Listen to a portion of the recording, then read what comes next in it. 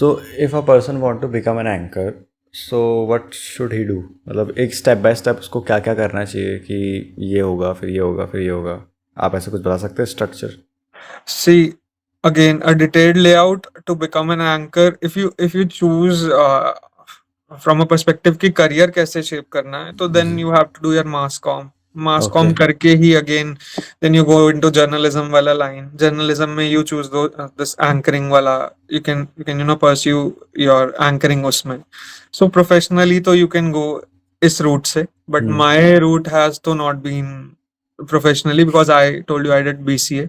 हाँ. So I did BCA, but again, my job and what I do at present, although to a lot of people वो अलग अलग लगेगा, but they are on grounds वो somewhat related है, क्योंकि communication सबसे जरूरी है to establish anything, Okay. to establish your thought, to establish what you're trying to build. Communication ही सबसे ज्यादा जरूरी है. तो communication, if somebody wants to be an anchor, उनका one, I'd say communication skill पे काम करना पड़ेगा, which is very important. Communication. They must know how to communicate to people. And secondly, I'll say कि confidence. Even if you can communicate, but how confident are you with you? How comfortable are you while you're facing the audience, while the crowd, you're the only one standing, and then a 200 or a 300 का gathering जो है वो they are just looking at you. So if you can handle that, if there's something which you enjoy doing it, then you can pursue it. And if you're someone who's not afraid to step up and speak, who's not afraid to face the crowd, who feels it is entertaining to actually move the crowd.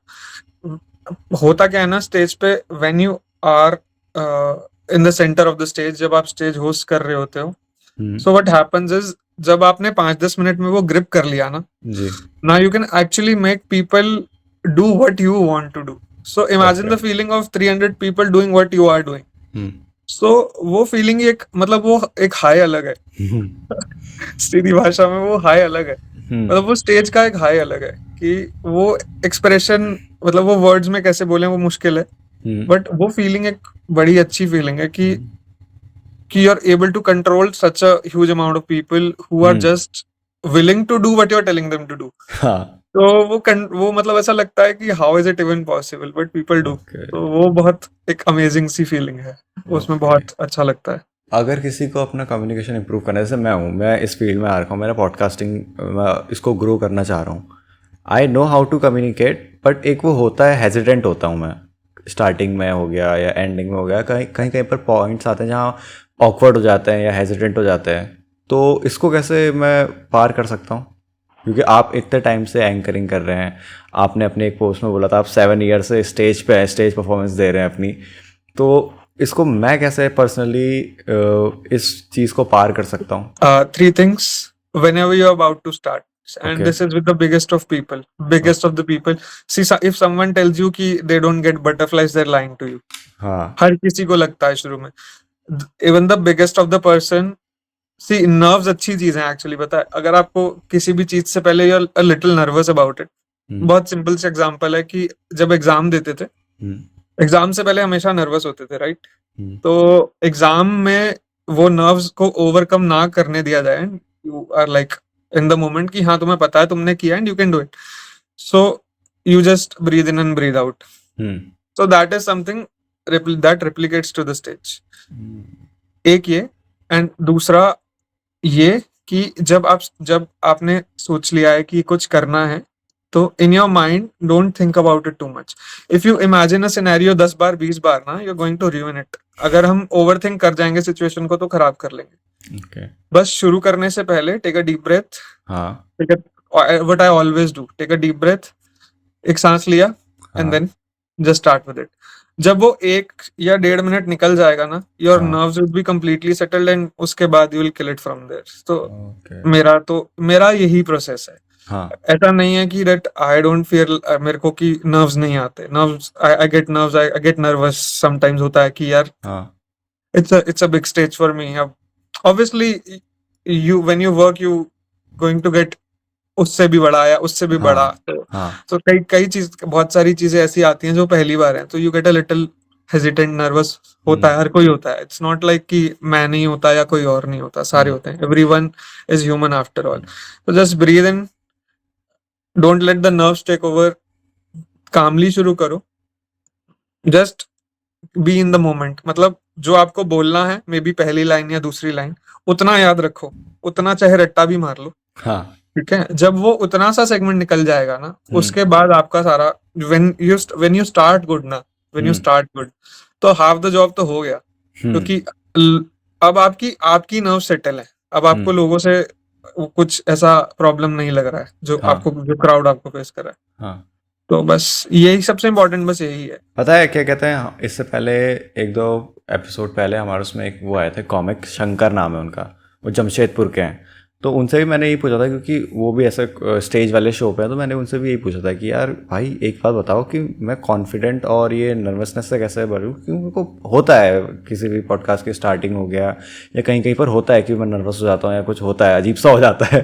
तो उनने भी मुझसे exact same कहा था कि यार भाई देख सुन, उनने मुझे इतने देख सुन, अगर कोई बंदा बोल रहा है कि स्टेज में परफॉर्म करने से पहले या ऐसा कोई चीज़ करने से पहले वो नहीं घबरा रहा है, वो नर्वस नहीं हो रहा है, तो वो झूठ बोल रहा है। क्योंकि 1000 शोज मैं कर चुका हूँ और मैं अभी भी नर्वस होता हूँ और मेरे अभी भी बटरफ्लाइज आती हैं, और ये अच्छी बात है। क्योंकि अगर जब तक तुम्हें बटरफ्लाइज आ रही, तुम नर्वस हो रहे हो, तो एक बात है कि तुम ऑडियंस को लेके रिस्पॉन्सिबल हो कि हाँ भाई इनने अपना पैसा दिया, इनने अपना टाइम दे रहे हैं मुझे, तो मुझे करना पड़ेगा, मुझे इनको अच्छी चीज़ देनी पड़ेगी। तो वो मुझे काफ़ी वो हुआ था, सेम एज फॉर यू, आपने भी सेम ही वही बात कही। So nice. ये मुझे अब थोड़ा लग रहा है कि मैं कुछ गलत नहीं कर रहा हूँ, मुझे लग रहा था मैं कुछ तो गलत कर रहा हूँ भाई, कुछ तो गलत कर रहा हूँ।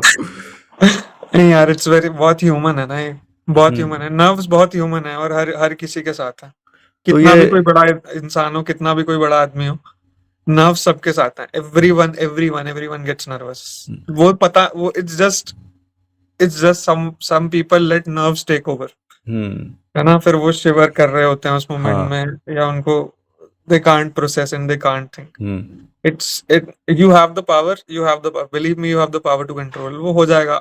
अगर आप एक बार, दो बार, तीन बार करोगे, चौथी बार यू नो द प्रोसेस। तो चौथी बार आपको लोगों को नहीं पता चलेगा दैट यू आर नर्वस।